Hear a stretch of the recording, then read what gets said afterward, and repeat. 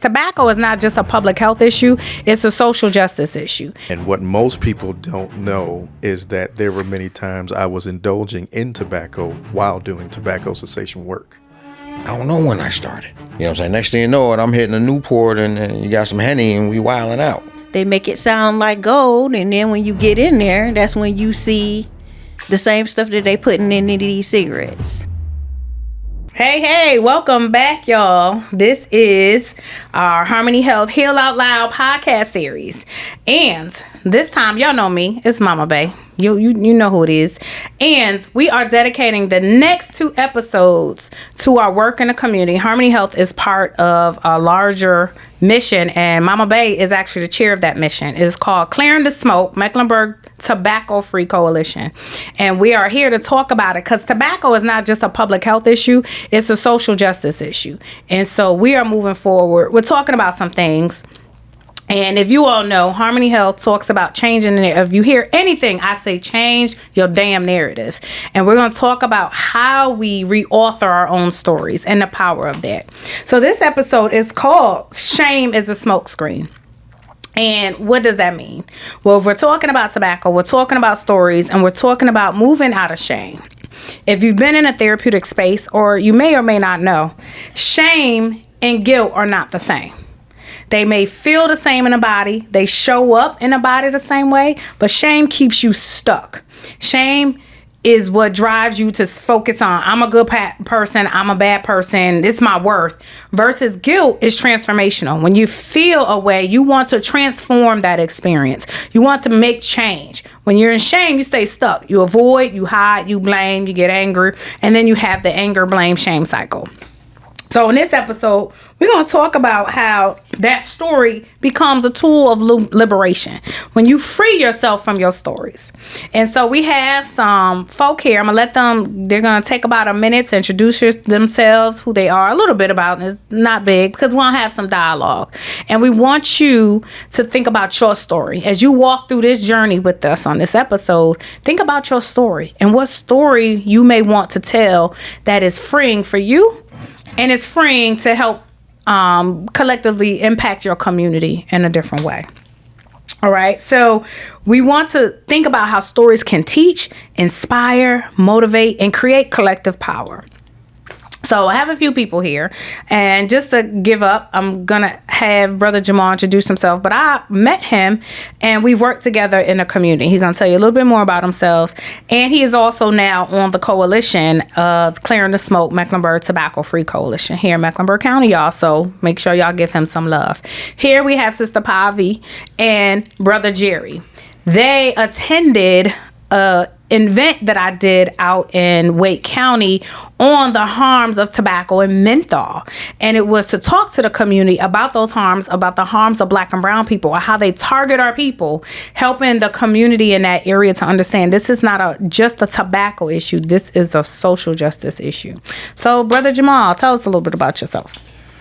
Well, good afternoon, everyone. Jamal Smith. I am, as Mama Bay said, a member of the Clearing the Smoke multicultural tobacco-free task force or coalition.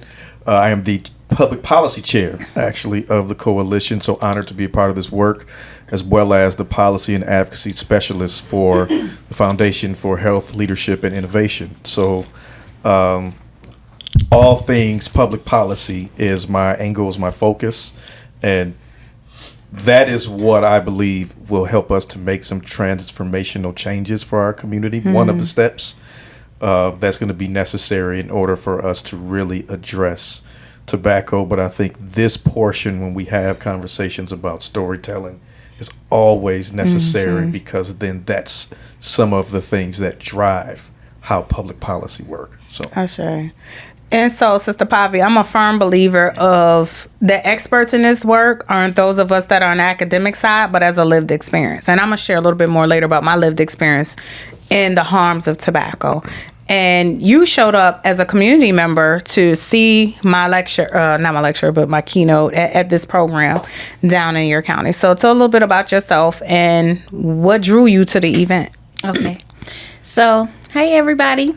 I'm Pavi. I live in Durham, and I've done admin work for over 20 years in my career. And I work in a tobacco industry. And so coming to the event meant to get some more background and understand what it is that I'm working for. And I just want to say that I was blown away when I got to hear your seminar and hear the things that you were saying, because it was not surface level. We went deep down into what we needed to learn.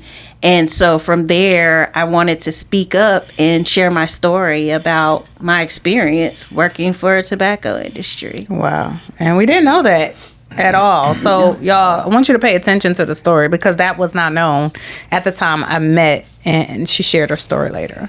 So Brother Jerry, same, you came to the event a little bit while you're here, and like what drew you to the event, or how were you impacted by the event? Yes, I came to the event for two. Hello, everybody. I'm Jerry. My friends call me Jerry, but since we all family, I came to the event for two reasons. One, to support you, and two, because I really need to stop smoking. How it affected my health. I had a heart attack. Start back smoking again, because it's more. It used to help me control. It was more. What's the word I'm looking for?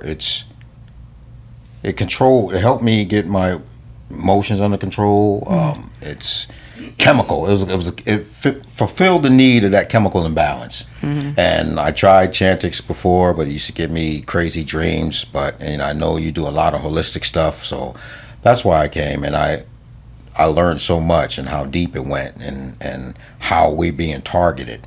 And I said, you know what, I got to quit. So I'm here to try to tell my story so that others won't follow that path, or just look for a different path, because it's killing us.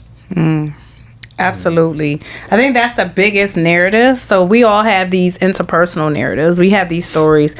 But the narrative that's not being told in our community is how it's not just killing us. The tobacco. So first of all, they little tobacco. Okay, they don't get the credit. They're known in a community as big tobacco in the tobacco industry. We don't do that. We don't honor that, nor do we honor that power, that little tobacco around here, these shits. That's how we're going to refer to them. And this industry is not only intentionally targeting Black and brown and other communities of difference at this point, they're benefiting financially. They're capitalizing off our genocide. And that is a narrative that is not known, because they've supported so many Black organizations and concerts, and the cool and the jazz and all these rap concerts. And they keep adapting our culture and misappropriating our culture to keep funneling money in. And because of oppression and how we live, we think that's status. That's a thing. So in thinking about that, briefly, my story is because my mom transitioned. I learned about this from my mom transitioning from COPD, which was due to a tobacco dependency. And for years, even after we learned that she knew about it, she kept smoking for years later. And she ended up on a machine, an oxygen machine, and then she needed a tank. And so it grew even more deadly, which again we didn't know about at the time, but something was happening because she was not functioning like herself. And it was after that, coming back, I transitioned back into the country and got a call and started hearing about the targeting of tobacco. And I was like, wait, because we know this, like, you know, when you, I mean, yeah, that's everybody targets Black people because we're over 80% of consumers in this nation. But then yet we have less than 20% of the wealth in this nation. It's an interesting thing. It's an interesting thing how we're able to afford when we keep saying what we can't afford. Right. But we're literally almost 90% of consumerism in this nation.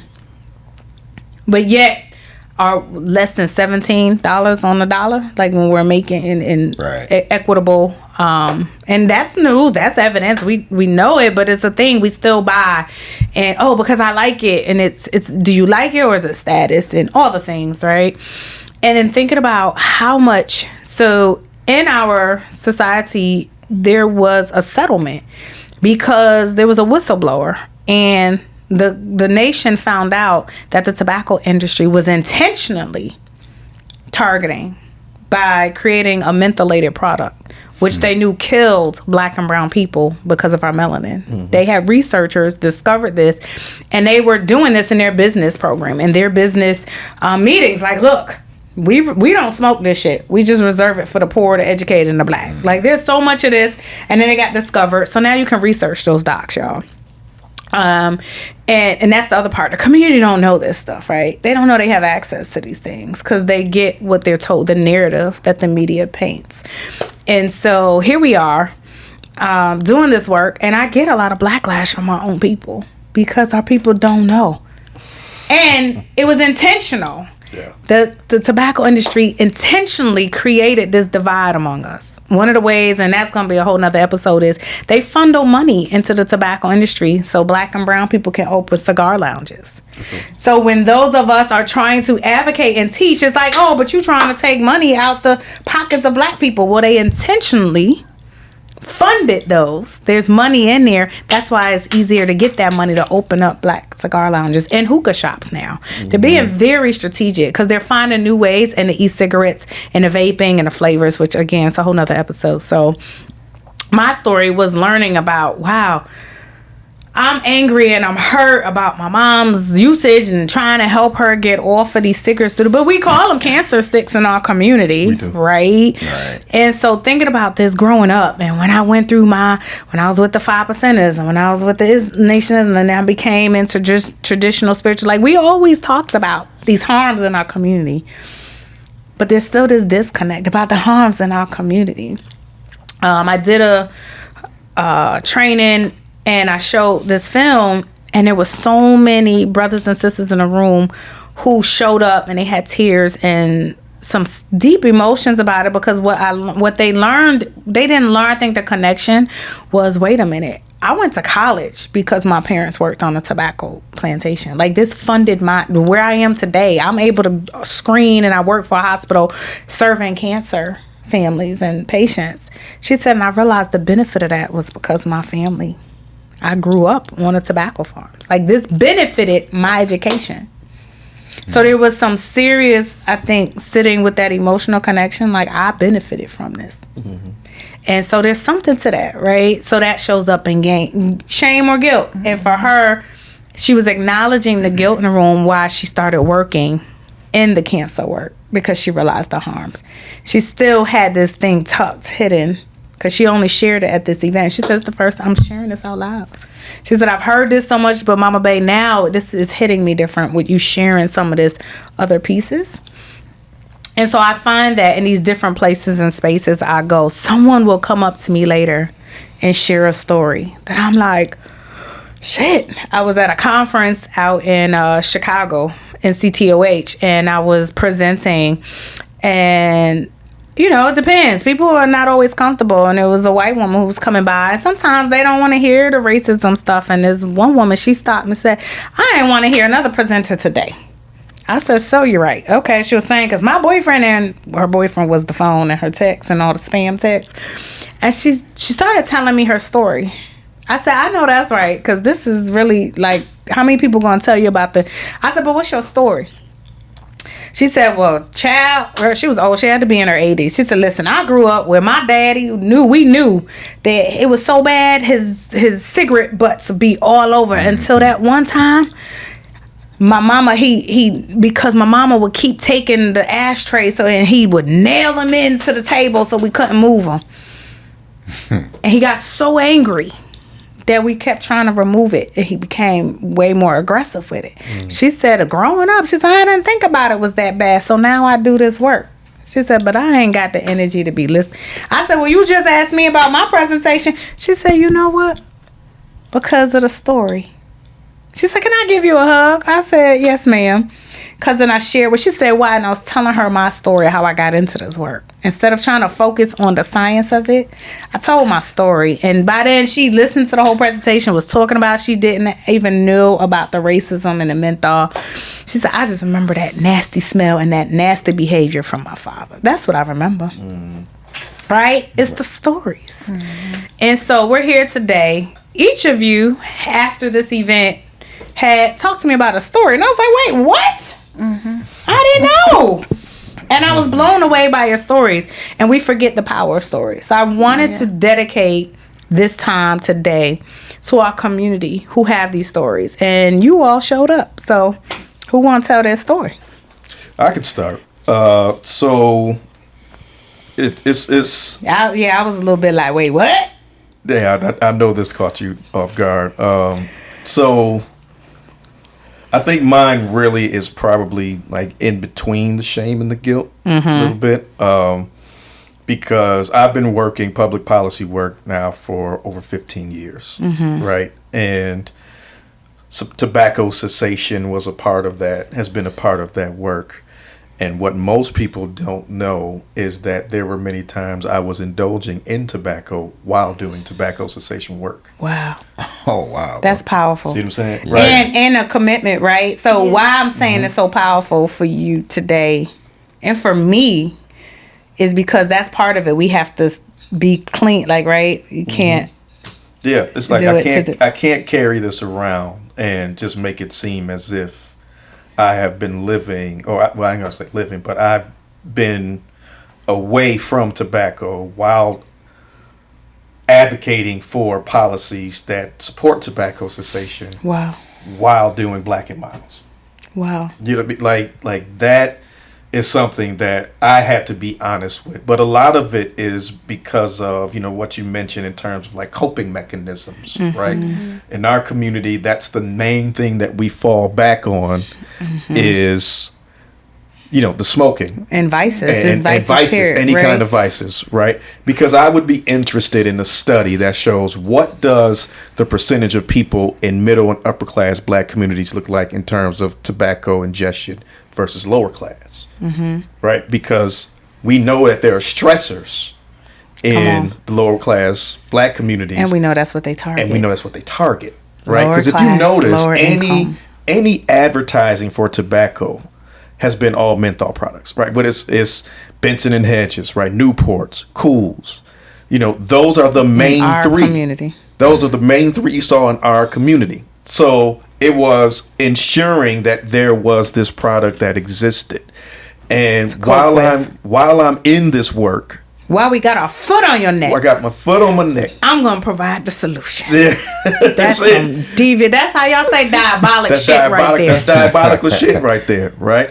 While you're trying to figure this out as you are going through your moments of stress or through your season of stress, I got this temporary yet dangerous solution. Deadly. And then here I am as the advocate saying, don't do this while on the side. Let me see what this Black talking about. Right? I know that's right. Because it's like sometimes people forget about the concept of who's going to heal the healers.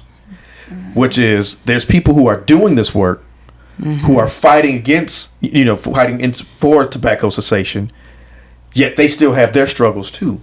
And there's not enough discussion about the people who are in their struggles, who are in the front, who are in the community, who are doing the work. That support there, right? So I think that's also another concept that is lost in translation. Where like, well, they've got it together. They're the ones that's in the front. And it's like, no, I really didn't.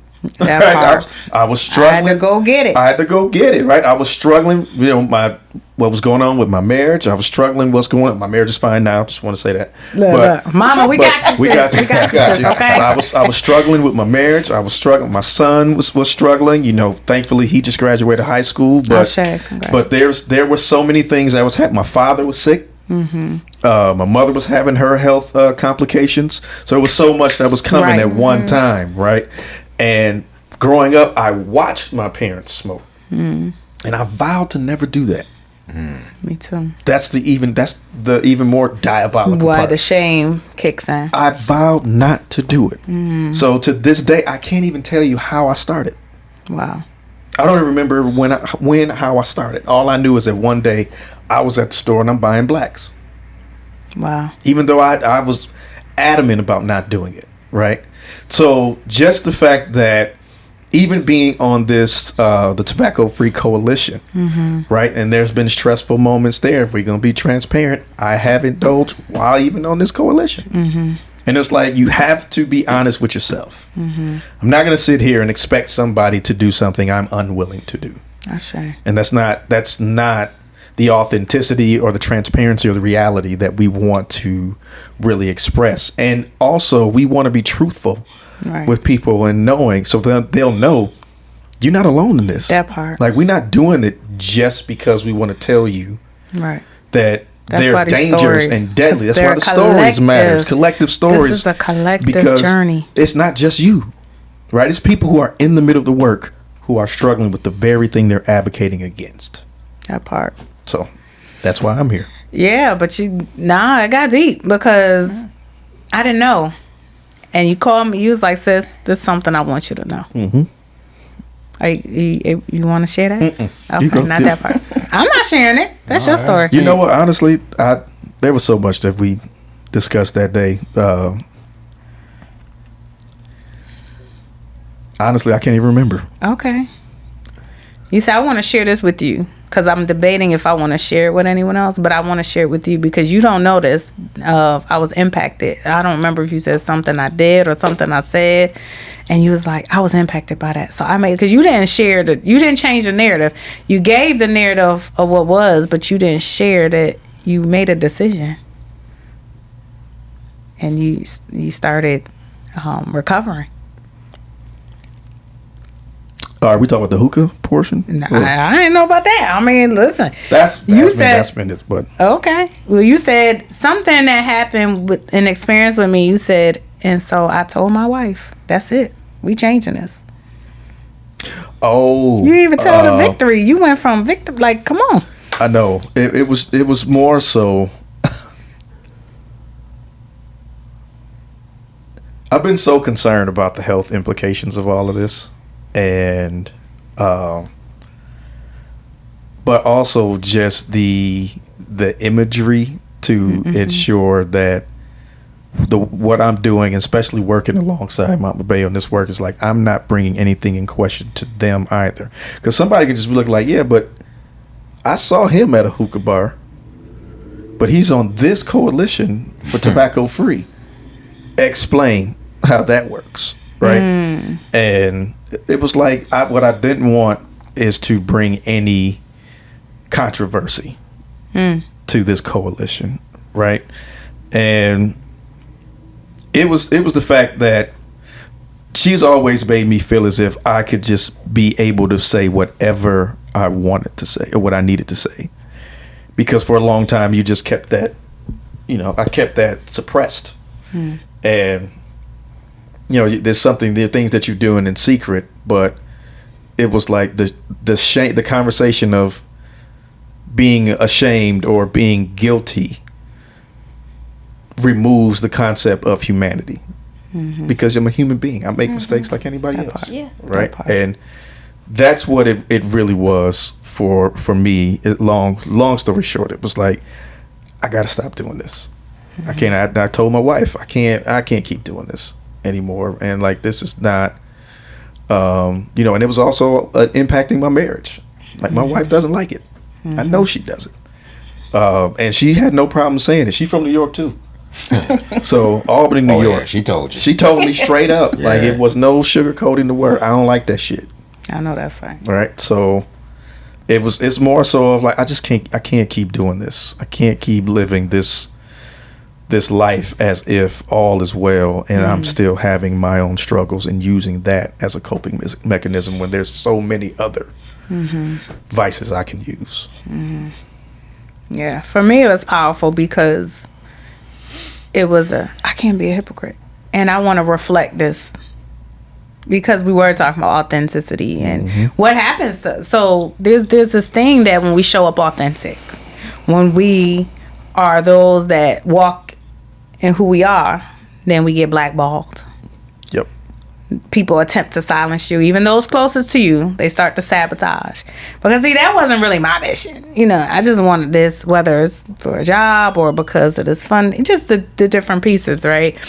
And then when someone is showing up, it's like, wait, that not like that. Like we gotta keep this kosher. We gotta keep, and I'm like, because I'm going to show up with the whole of me. I'm human first. Right.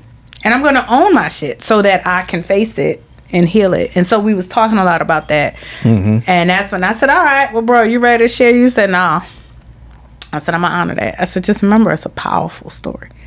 Because there's so many else out there. And even in our work, I believe that we can create blockages and barriers for those who do use and have used. Because, I say all the time, this is community. This ain't expert. This ain't organizational. This is those that use tobacco. We need you. Because everybody has a voice. Nobody's voiceless. That's what it was. I was saying nobody's voiceless. That's victim blaming. That bullshit. When you said about this is community and we need those who even use, who indulge. Because there's an experience. Yeah. There's a lived experience there that we can learn from. Because I keep saying this bigger than damn tobacco. Yeah. This is racism. This is oppression. This is stress. And this is all the shit that shows up and how we are coping in unhealthy ways. This is healing. And so we say it's only this. No, we have to look at the social justice. We have to look at all these pieces. And when we use our voice, we can change our narrative. We're not powerless. We moving as this victim. We keep saying what happened to me. But we can change that shit. We could say this is what happened to me, and now I'm choosing, and I have this collective power. Because power isn't just in money, and what it happens in numbers. Yep. And that story is communal. Because when we hide that shit, we miss an opportunity to connect to others. So that's the powerful piece. And I thank you for being willing, because you was like, nah, and then you did it. How are you feeling right now? How's your body feeling? Liberated. That it's out, and what happens from that is what happens. But my thing is, hypocrisy, I cannot tolerate being a poster child of hypocrisy. I say. Right. My thing is, if I'm going to be about the work necessary to, help our people get over this deadly drug, because that's what it is. It is. Drug. It's a drug. Then I also have to be honest with people and say, I too had my battles with this, and we can do this together. That part. Right. Power concedes nothing without a demand. Right. As Frederick Douglass said, I say demand means nothing without people. But you also need the people who have lived the experience, and not just those who are fighting, for, or just, have this position. That part. Like, you need that authenticity. That part. Yeah, I'm out here talking about tobacco cessation while I'm outside hitting the blacks. It reminds me when I was a kid and we'd be at church, and people in the choir at the choir rehearsal was smoking right there on the daggone parking lot. Right. You just finished singing in the choir, but now you sit in the parking lot and you're smoking. Or cussing everybody out. It kind of reminded me of that. And it was like, I don't want to have that on my conscience. Right. So the first thing is, I'm going to tell people, yes, it was me. I'm the one. I was on the block. I was on the block. I was the one. I changed my life. It's possible. I had to change it. So, and that's honestly, that's one of the reasons I joined the coalition. Because I figured even hearing the language and seeing it put it in practice could even help me expedite getting past my own issue, tobacco. Thank you for that. Miss Poppy, I was shocked because you had never talked about, you were just sharing your impact and all that you learned, and you just shared your story about working in the tobacco industry. What is that? And what did that feel like? And why did you end up sharing, was willing to come share with community? Well, I know that working for the tobacco industry reminds me of just corporate America. Originally, I was like, well, they pretty it up. The office is nice. They tell you, oh, we do all this for the community. We use natural products to make our product, and they make it sound like gold. And then when you get in there, that's when you see the same stuff that they putting in these cigarettes. It's the ads of how, oh, these are good. These are great for us. And in my mind, upon coming, I was thinking that smoking was a choice. Like, people just did it just to whenever they wanted to. I didn't think about the underground things, the deep levels of harm that smoking causes. There's secondhand smoke. There's diseases that are developed under smoking. And so when I came to your seminar, I was just blown away, because I was like, I didn't rather remember all of the history that's behind all the things that happens with tobacco use. And so going to work day to day was harder. I noticed things more. I noticed how they make it seem like it's all right, like it's just something to do. It's cool. And that was some of the things that you were talking about.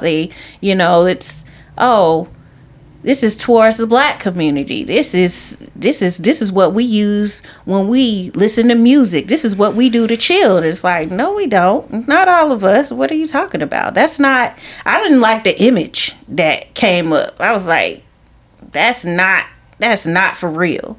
I don't like. I didn't like, there was a young lady there, and she talked about how she was afraid at the seminar. She was afraid to go in the bathroom sometimes because she didn't feel safe. She felt like someone might try to pressure her into using cigarettes. And I got all the emotions. So I was sitting in shame. I was like, oh my goodness, I'm a part of the problem. But I said, no, I'm not going to use that language. I said, I can be a voice for somebody who sits in that office, and I can tell you things that happen. It's not what they paint the picture to be.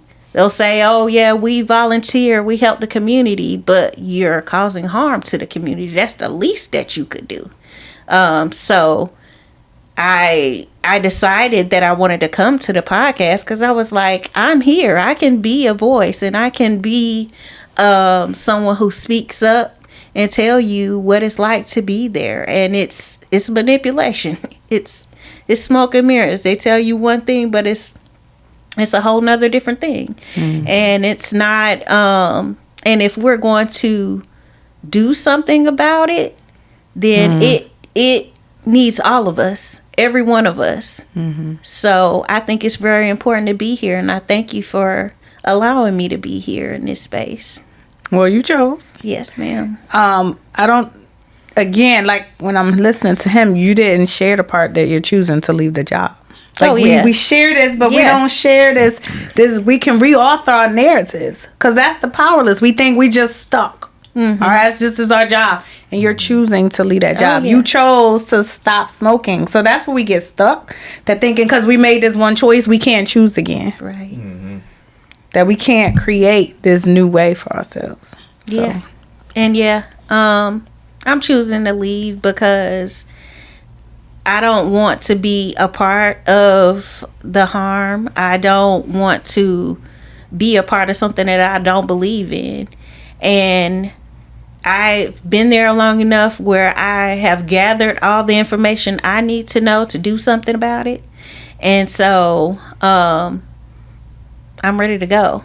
And it's funny because the whole time I've been there, they will offer you money, they'll offer you gifts, but it's still so toxic. the as far as the processes they do to hide the other things, the underneath, the poison that they put in our community. So it's one of those things where I just think back, like, morally, I can't stay. I gotta go. Oh, sure. So thinking about those of you who have been in that situation, right? Thinking that you do have that power to choose and make a different choice. And it is a big choice when you're talking about your income or your well-being and your livelihood. So that's important to consider. So Brother Jerry, you had a story. You showed up because I did not also know that you were using tobacco products. So Yes, I kind of hit that. Got a lot of Febreze in the whip. You know what I'm saying? Get out smoking and hit the Febreze. Okay. And like Brother Jamal, I just want to say, man, I respect you a lot for being honest, man. We don't. I say black man to black man. We don't acknowledge you. You know what I'm saying? And I respect you for that. Yo, that's.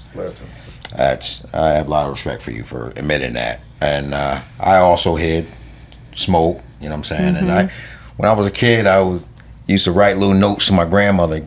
Damn, you gonna stop? You gonna die? I want you to be there when I'm older. And here I am, like Brother Jamal said. I don't know when I started.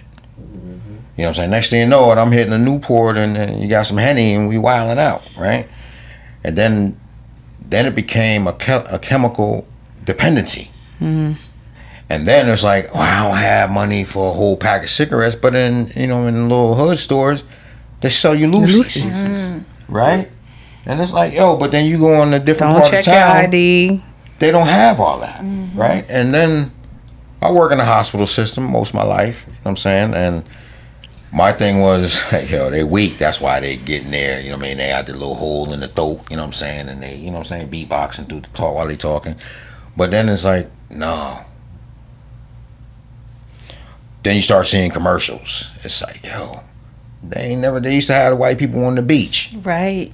And now, you know what I'm saying, now we at a cookout. Right. With a Newport, with a bottle, you know what I'm saying? And like you said, man, I laughed, bro, because you was like, yeah, man, it was just in the church. But I'm like, yo, the guitarist, he was getting down, but he was just blowing one in the parking lot, right? Yes, sir. I was like, this is crazy. And then, but my daughter asked me to stop smoking, like I did my grandmother.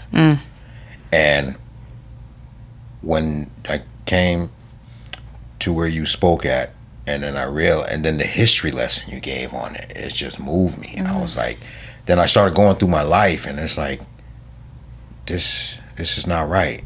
What can I do? You know, I'm not in public speaking. You know, I don't edit my words. I just give it to you raw. So if I can speak to somebody without the politically way of saying it, it's like, okay, it's for real because this is how I feel, you know. So when I speak, it's not always politically correct, you know what I'm saying? But it's real. Yeah. And they're killing us. I see it in the hospital system, you know what I'm saying? And I smoke because the chemical dependency due to stress of being in corporate America, you know what I'm saying? It's just so much things. And I said to myself a long time ago, it's like, yo, I'm not going to contribute to another black man. If I can help, I'll help. You know what I'm saying? I can't do it. Like you, I did not know you was out. Oh, I work for the man? Oh, wow. He could have had his hookup. You know what I'm saying? I don't know what Jamal, I don't know what, you know? I switched from Black and Mild and then the Cherry, and then I went to Jazz because it was like a Black and Mild light. You know what I'm saying? But you it's see still that? doing the same. I was doing jazz. Come on. But Look then, at that shit, right? I don't know if you tasted it, bro. It's like a couple times I'm like, yo, I think they trying to kill me because it tastes like embalming fluid when I hit it. That is a fact. Oh, wow. Really? But you see that? And so the flavors. Yeah. So the history of this is they intentionally added the flavors because if it tastes like it really, you know how you say, if I look like how I feel like, shit. Right. If you really knew, we wouldn't smoke the shit. Right. So that they intentionally put the flavors so that it covers, it masks, yeah. it cools, it gives all of the feelings so that you can tolerate the chemical because that's gonna override the chemical in the brain. So now if I hook it up and now you get the benefit. Right. And I get to capitalize off your ass. So it's not really the tobacco. It's probably like the embalming fluid. That's probably It is both. You know because so that's another episode. Yeah, tobacco is a sacred plant. Yeah. What these mofos realized is that, so one, legally, they made it illegal to grow sacred tobacco. And it started with the indigenous brothers and sisters. Okay. So, and I know, we're going to be wrapping up soon. Yet they made it illegal and added all these additives and chemicals in it. Right. So sacred tobacco, it was never meant to be inhaled that way. And it was never meant to be a chemical dependency. It was sacred. It was used for spiritual ceremonies. And if you're inhaling it, it was to help, because it's a strong ass thing. Being in Cuba and seeing how they make it and grow it organically is sacred tobacco. Right. And when they do it, they roll the leaves naturally. They take out the vein, the actual nicotine vein, and they use that. They don't smoke that shit. It gets either used in cigarettes to kill you. He was like, oh, we don't know. You take that out. Because that shit is like... Right. No, they use that. the natural leaves, so there's not all that nicotine in it. The nicotine vein gets stripped from the big leaf, and then that's what they roll there. He said, "Oh no, that gets either used for fertilization to grow, like because it's natural, it's a natural chemical, but there's no added chemicals, and we don't smoke that. That gets put in cigarettes. That's dangerous. But that's been the plantation, in the Caribbean, just like here." It's been our natural, that has been the first plantation in the United States is tobacco, not cotton. And particularly in the South, which is why North Carolina fights so hard to keep tobacco legal. Preemption. And we're going to get in that on our next episode. I heard you coming back. Somebody told me I was coming back. Come on now. Listen, y'all, for real. Don't miss. Come check this out and share and tell the people. But check out our next episode, because what happens is these policies, we don't know nothing about them. We just think, oh, I ain't political. I don't F with that shit. And everything is political, y'all.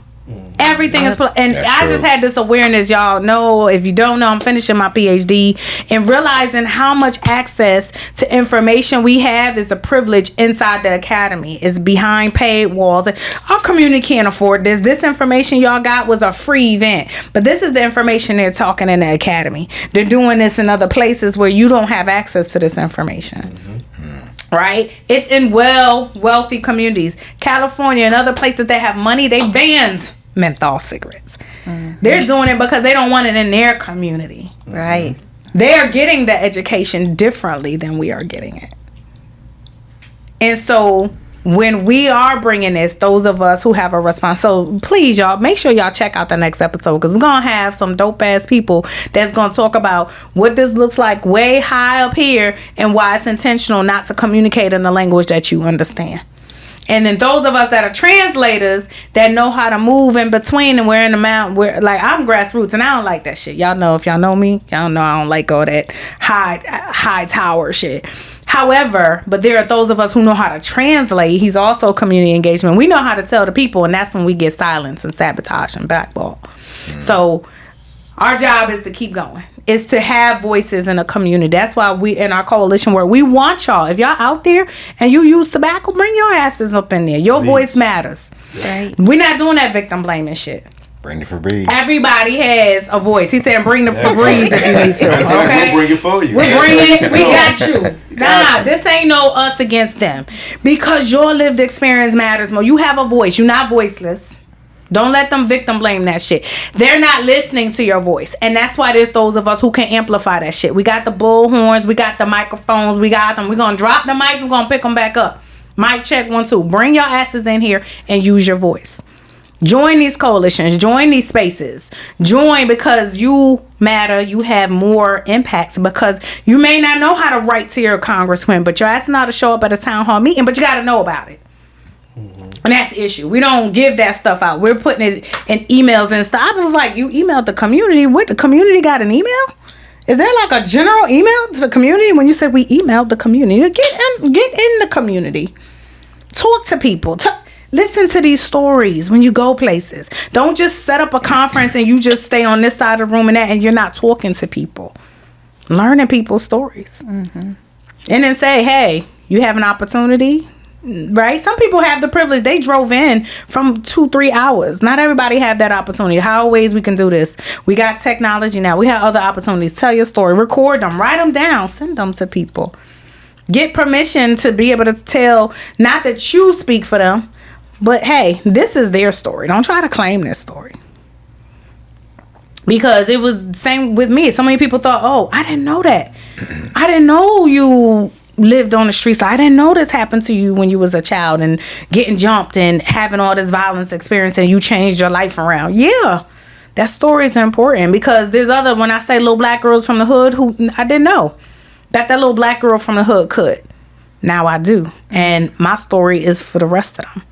It's not for me to keep. So thank you all for your stories. And anything else that you want to close us out with about those stories and the power and the healing. How y'all feel in your body by sharing that loud? This is going I feel good. To the nation. Still This on is my out. journey. I'm still on the journey. Recovery is lifelong. I had a black amount this morning with my coffee. You know what I'm saying? But I still take the medicine. I know it gives me like crazy dreams, but that's why I'm looking for like holistic ways to quit. But then sitting here thinking about it, and the more I talk about it, it's like I don't even want to touch it now. You know, and my retirement plan was to open up a cigar bar. You know what I'm saying? But nah, I'm not gonna do that now. Wow. So I gotta do something else. I have something else in mind. You know what I'm saying? Okay. Well, then stay on the lookout. So I am going to be offering the Breath of Freedom, y'all, which is a 12-week program that I created for, we don't do cessation. We are doing tobacco liberation and recovery. So we're going to put that out there. We're going to liberate ourselves from tobacco, right? And it is a 12-week program. And now what I'm working on, and which I can't wait on the next episode, my Cheers comp will be here to share with you all, is putting research to it. I'm writing a grant to show and test that it's holistic. It's going to, and things like, so with that menthol, one of the pieces is that you all going to create your own menthol inhaler, so that you have that same sensation as you transition away from this. There'll be other relaxations or things to address. We're going to do some change in the narrative work of I'm not an addict to I'm this power force walking and I can take back my power. So that is what is in this 12-week program. And my work is to do a feasibility study so that will be evidence-based. So you can join it though, anytime. We'll be promoting that and working on it in the next few months to do that 12-week program. We'll have some in-person and some virtual options for the community. Right now, there are other programs out there that we've offered. Harmony Health offers Freedom from Change. We have facilitators in English and Spanish. We do it with Not on Tobacco. So if you want to book us to bring us out to your community, Not on Tobacco for adolescents. And we have one other tobacco recovery program for youth. So we're doing the work here at Harmony Health. Y'all check us out, www.harmonyhealthplc.com. And I thank y'all for coming through, because how we say healing is out loud. It's an individual journey that happens within community. So this is the HH Heal Out Loud podcast. And y'all, I'm going to need y'all to share it so the folk come through and listen to us. Because this real, live. We don't record, we don't edit, we don't cut. We talk that shit. We say that shit. For sure. Any other closing thoughts y'all want to?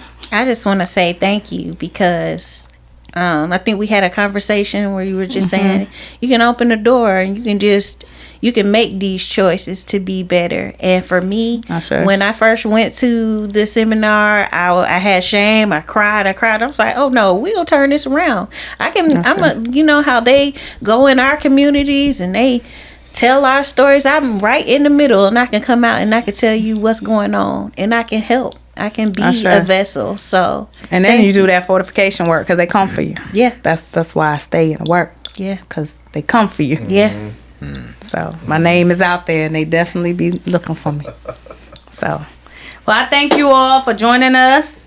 And thank you all for coming through, sharing your stories. Remember the power of stories. They inspire, they transform, they motivate. So use your story and be mindful of how you tell your story. Don't just tell your story from victim. Change that shit from tragedy to triumph. Everyone say, how do you get? Because I changed my narrative from tragedy to triumph. I moved from victim to victor. Let's be victorious, people. Peace.